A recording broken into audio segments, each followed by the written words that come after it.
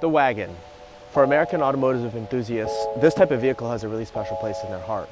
However, in the US and to some extent Canada, this body style is almost dead. And especially for non-car enthusiasts, the Wagon has kind of a bad reputation in the United States and Canada. So why is the Wagon body style still so popular here in Europe? That's what I want to talk about today. So let's get into it.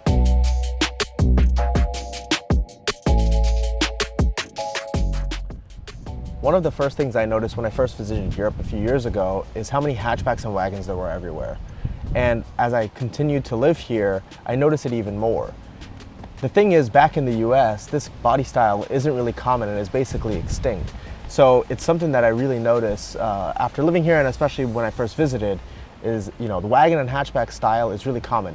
It's also not even uncommon to see a police car as a wagon or a hatchback. Here in the Netherlands, in Germany, in the UK, in several countries, this body style is the preferred body style of choice.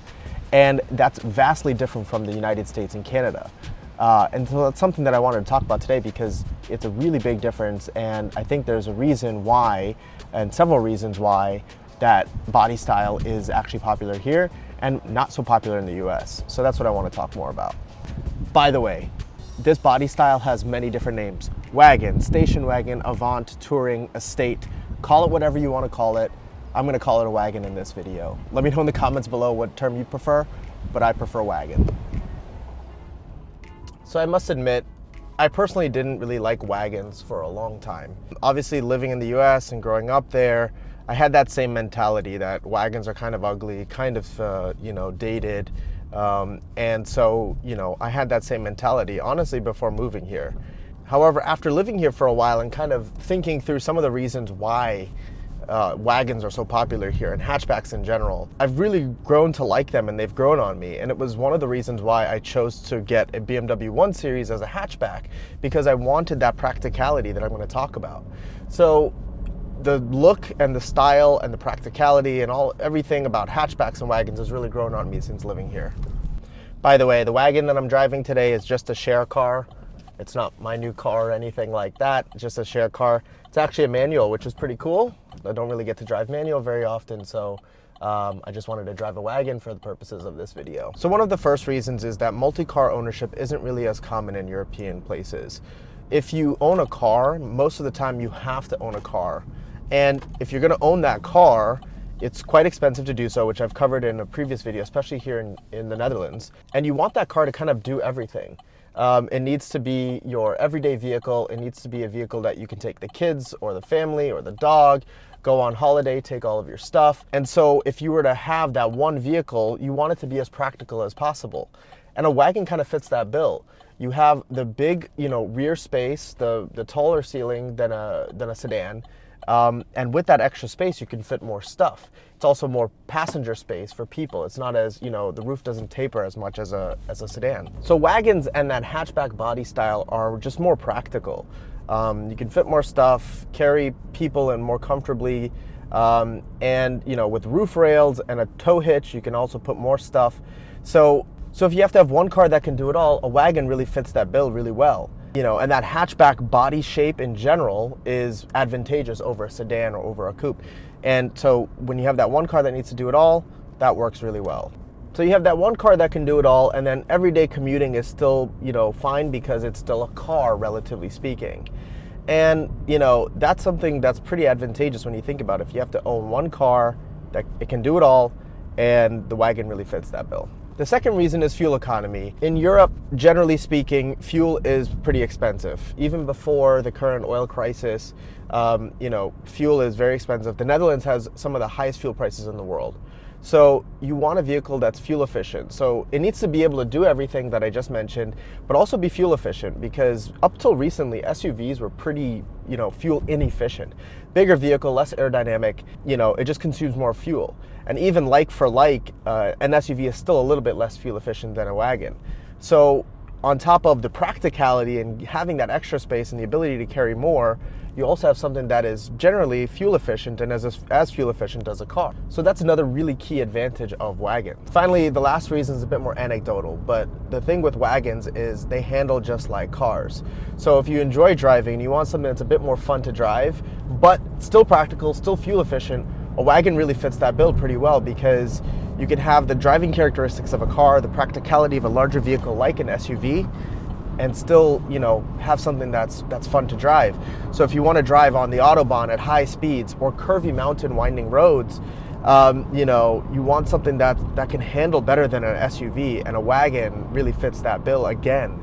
So for these three reasons, I think, it makes sense for a lot of people to want to own a Wagon. Fun to drive, fuel efficient relative to an SUV or a bigger vehicle, and it has space for the family and all of their stuff. I mean, what more could you want? So I've driven a few Wagons prior to this one, and these are the reasons that I kind of came up with, and to me that makes sense, right? Because it's something that's practical, fuel efficient, and fun to drive relative for its practicality.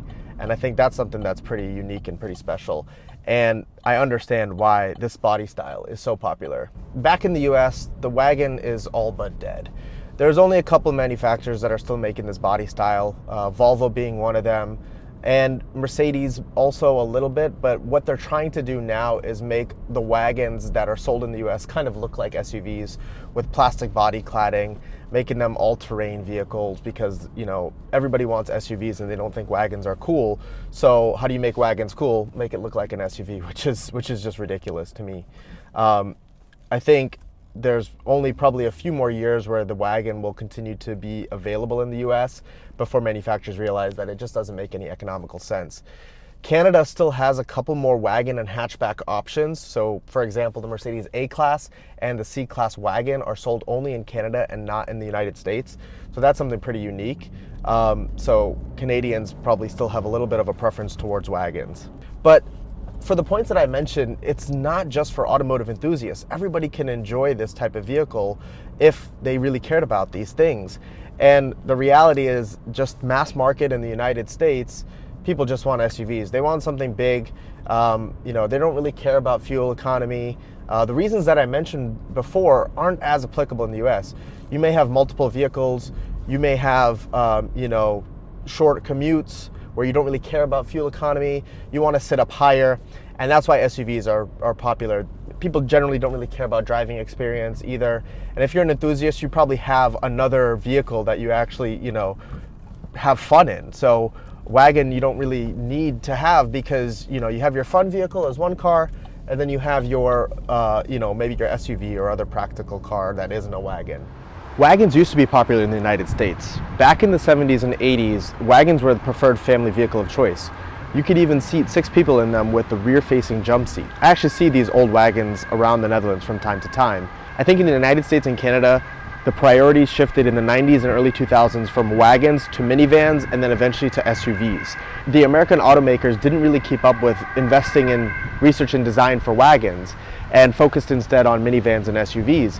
And that kind of fed into buyer demand. The European brands like BMW, Mercedes, Volvo continued to bring European Wagons to the United States, but sales dwindled and they continue to fall every year as people favor SUVs. So despite what most Americans think, Wagons are cool. I think they're cool, they're practical, they're fun to drive, they're great choices for car enthusiasts who need something that's a bit more practical.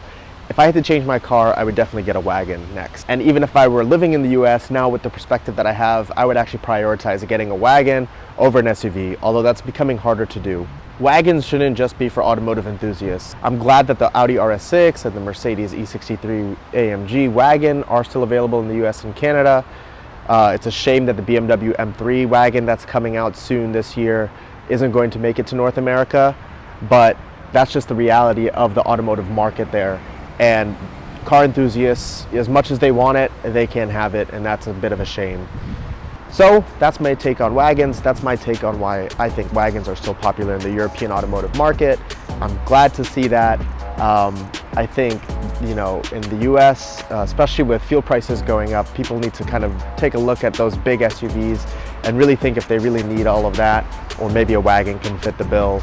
I don't know if the Wagon will ever make it back to the US or it'll continue to die out, but as an automotive enthusiast, I'll continue to enjoy Wagons. Let me know what you think in the comments below. I'm really curious to get your thoughts. Do you prefer Wagons? Do you drive a Wagon? Do you drive an SUV? Let me know in the comments below. Look forward to reading them, and thanks for watching.